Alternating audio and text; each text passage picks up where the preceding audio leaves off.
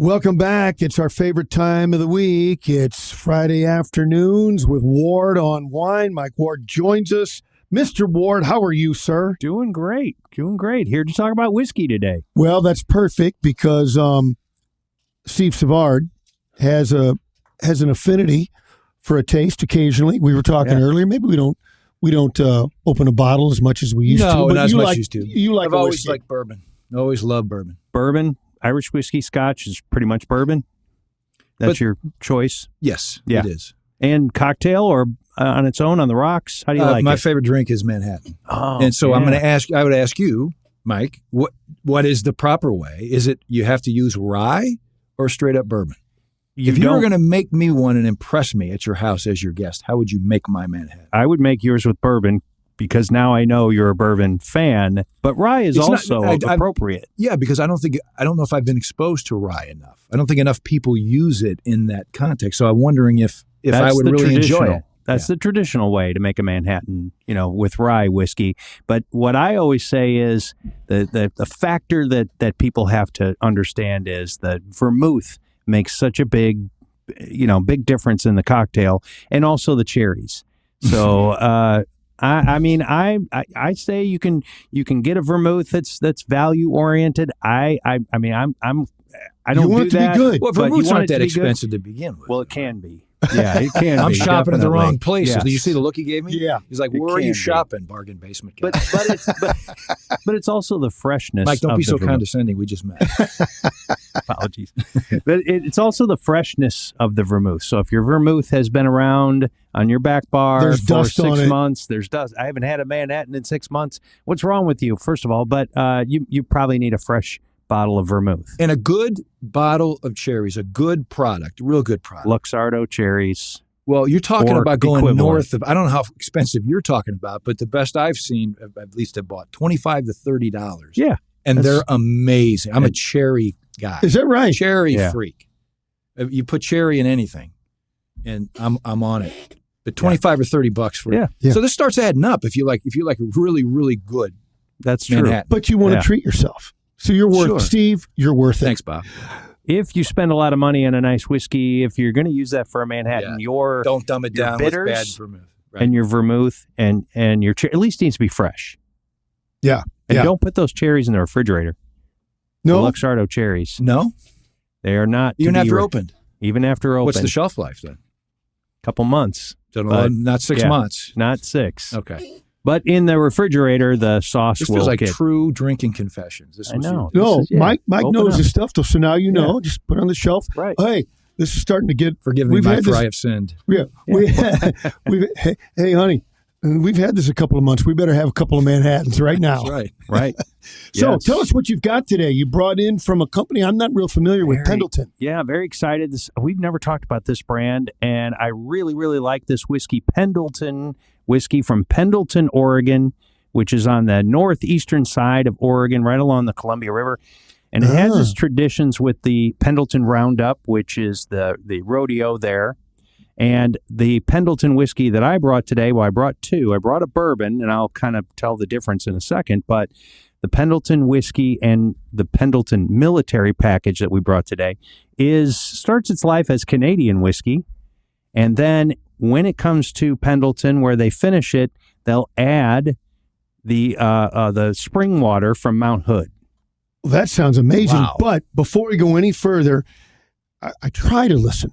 Sometimes it doesn't sink in. I know you do. But it seems like so many of the whiskeys have to be so specific to a particular place. This sounds like a multinational whiskey. Well, and that is another aspect of the whiskey business. There are a lot of rules and laws. So an Irish whiskey has to be made in Ireland, and Scotland has, Scotch has to be made in Scotland. Canadian whiskey is really a different category. Now, you can't make a bourbon in Canada. We'll talk about that in just a minute. But a lot of whiskey's made in Canada, long history whiskey, mostly from rye. Uh-huh. And their tradition is to blend whiskey, blend barrels together from different locations, and that's what this is. But then when it comes to them, the proof is going to be a little higher. So just like most whiskeys, we're going to add some water to bring that proof down to a consistent 80 proof or 40% alcohol. And that's where this Oregon connection comes in, bringing in that glacier water. spring water from Mount Hood specifically. So it really brings in that local kind of taste flavor profile. This is where I should have acted like I know better. No more than our listeners, but a lot of people get confused about the difference between what is the difference between whiskey, rye, and actual bourbon. Yeah. So let's start with bourbon. That bourbon has to come from the U.S. And so Pendleton, I did bring the 1910 10-year aged bourbon. Bourbon has to come from the U.S. It's law. It's signed into law in 1967. And it also has to be 51% corn. So the 49% can be rye or wheat or barley or a combination. But you have to have corn, and you have to age it in new white charred American oak. And then it has to age in the U.S., but it doesn't have to come from Kentucky, but it just has to come from the U.S. So for this Pendleton bourbon, these barrels were aged in the U.S. to be called a bourbon. Mm-hmm. Now, Canadian whiskey is very different. It's in Canada, and their theory to make, as I said, a lot of maple rye. syrup. Yeah, maybe, yeah. I think there's brands that have a little addition of maple syrup. Go ahead, Mike. But yeah, and so whiskey is such a fun category to talk about. It's one of the classes I love to do because you can go beyond that. Now we can talk about high proof whiskeys. We can talk about single barrel whiskeys, or some small batch, and what all of that means. It all has meaning towards the whiskey. It's why stores have hundreds of whiskeys on their shelf, and then people that are just starting out are kind of scratching their head like, oh, which one do I actually get? Right. Yeah. Don't get the 119 proof is what I would tell you. Start with the 80 proof. Right. One of our listeners from the 618 says Luxardo's, as you said, they're good on ice cream too. Oh, yeah. And he says, now you're he or she says emphatically, do not refrigerate. Yeah. Okay. Yeah. Right. Well, see, we learn something every week with Mike. You knew Mike knew what he's talking about. I do. Get back. So tell me about Pendleton and the military edition. What's that all about? What a great project for them. So their basic Pendleton whiskey is in this bottle. So there's no difference in the actual whiskey that's in the bottle. It's the labeling that they do. And so they work in affiliation with the Bob Woodruff charity, which is Bob Woodruff was a ABC News anchor who had a traumatic brain injury in Iraq War, and then this charity was developed. And what I like about this, when I was kind of reading a little bit more about it, this isn't specific to just Oregon. That they work with every state that has veterans organizations to kind of support and educate. So if you purchase this bottle of the military brand, which is about $35, that's not bad. A portion of those proceeds are going to go to this charity. And I really love when companies do that. They're not changing the whiskey at all, but they're going to donate back to a worthy charity. And I see here veteran-focused programs, mental health, housing, employment, more to try and enrich lives. And they really understand what the needs are in each community and will support that. And so it kind of filters down to everybody. So you said this is their regular, I think you used the word regular or whatever, their main whiskey. Tell me about it itself, regardless of the label. Their signature brand whiskey that was developed in support of this event in Pendleton, the rodeo. Oh, the rodeo. Gotcha. In Pendleton. And so when you're starting a whiskey, if you anticipate, we want to start a business here and we want to make whiskey, you usually have to start with barrels that someone else distilled and aged. And that's done a lot in the business. And so in this case, they're made in Canada from blends of whiskey that they were able to source, bring them back and use that water. So Canadian whiskey versus bourbon, say, it's going to be a high rye content. So it's going to be a little spicier, but also not sweet, but it will have some noticeable sweeter notes than, say, a traditional American rye whiskey. American rye whiskey is going to be spicy. Bourbons, because of the corn, tend to be on this little bit of the sweeter side. And you're going to find this from the Canadian whiskey as well. That really differentiates it from, say, an Irish whiskey or definitely from a Scotch. I know we were talking about, I think it was an Irish whiskey a few weeks ago that was very smooth. Is this trying to compare and contrast? Because you mentioned the rye spicy, and so the bourbon there smoother. How would you describe that flavor? Yeah, definitely smoother and appropriate for a cocktail. I'm going to say you can use this for a cocktail or over ice. You're fine. It's going to be smoother and have that little hint of sweetness and spice. The bourbon, I think, I would say if you're new to Pendleton, try the regular Pendleton or the military first, then go to the bourbon. It's a little bit more because it's 10 years aged, so you are going to get that intense like vanilla, coconut, chocolate, nuts from the barrel themselves. So remember that, the whiskey goes into the barrel clear and it comes out with color, and it gets color from sitting in that barrel for however many years. Can you stick around a couple more minutes? Yeah. We'll take a quick break and we'll find out what everyone's drinking this summer, or maybe what they should be drinking, right? It's Ward on Wine here on the Heidi Glaus Show. Heidi's on vacation. Josh is on vacation.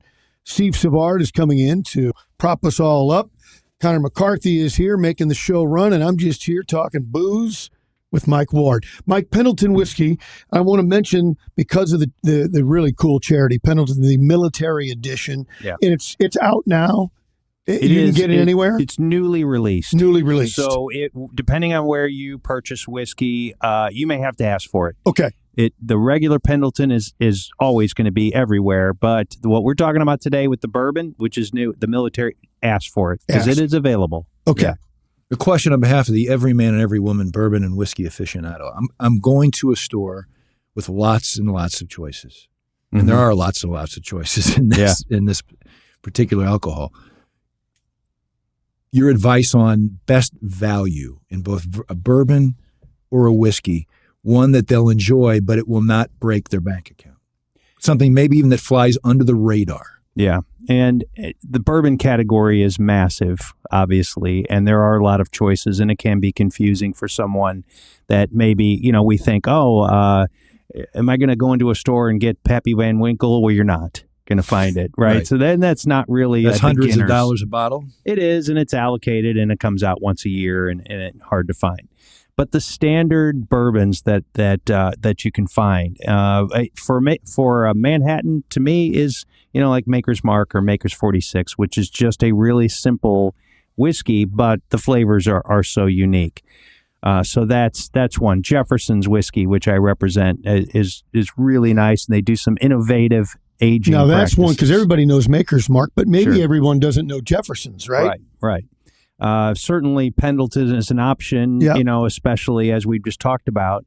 But I have some go-tos, and for obscure whiskeys, what I would tell people, if you've never seen it before, you're looking at a label and you're thinking this isn't one of the mainstream whiskeys, pick it up and make sure you look at the label.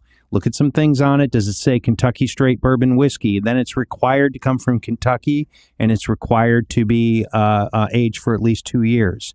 One of the brands that my wife's company represents is Uncle Nearest, which is a Tennessee whiskey.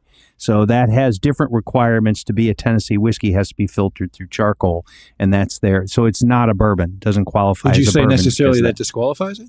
It does not. It just makes it different. Makes it make different. And it's all job security for me because I get to talk about all these great whiskeys. But, there's another whiskey that I really like that's more of a modern style called Rabbit Hole.